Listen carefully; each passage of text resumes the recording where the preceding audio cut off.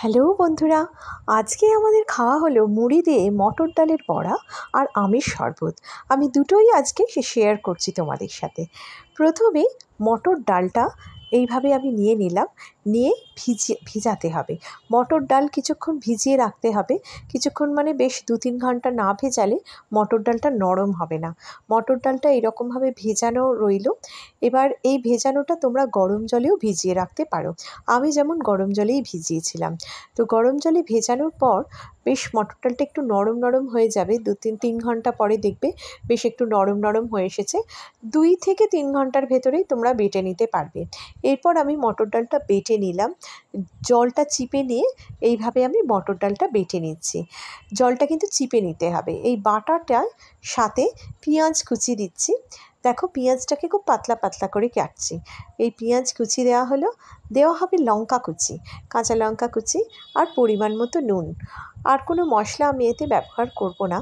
এবার এটাকে ভালো করে ফেটিয়ে নিতে হবে।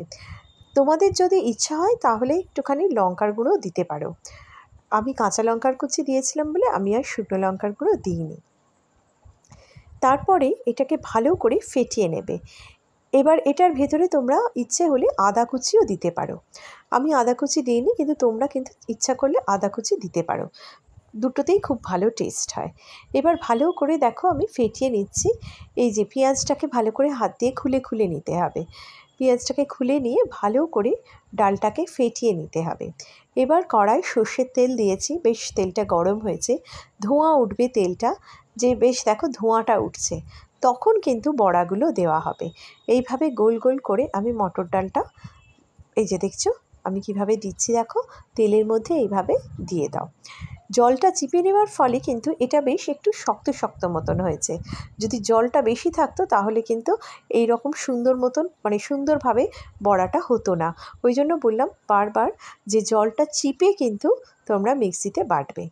এবার প্রথমে হাই ফ্লেমে দেবে, তারপরে আস্তে আস্তে একটু মিডিয়াম ফ্লেম করে দাও। এক পিঠ ভালো মতন ভাজা হবে, মানে বেশ কড়কড়ে ভাজা হবে। তারপর উল্টে দেবে সেকেন্ড পিঠ, মানে উল্টো দিকের পিঠটা ভাজার জন্য। ব্যাস এই যে দেখছো কীরকমভাবে আমি করছি, দেখো এক পিঠ পুরো কড়কড়ে ভাজা হয়ে গেছে। তারপর উল্টে দিচ্ছি। নরম অবস্থায় কিন্তু উল্টিও না, তাহলে এই বড়াটা ভেঙে যাবে।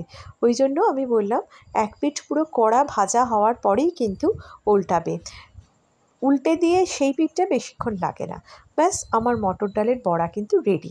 এই মটর ডালের বড়াটা মুড়ির সাথে অসাধারণ খেতে লাগে। তো তোমরাও এটা ইজিলি ট্রাই করে দেখতে পারো, যে মুড়ির সাথে বিকেলবেলায় মনেই হয় একটু ভাজাভাজি খাই, তো মুড়ির সাথে এই মটর ডালের বড়া কিন্তু খুব ভালো যায়।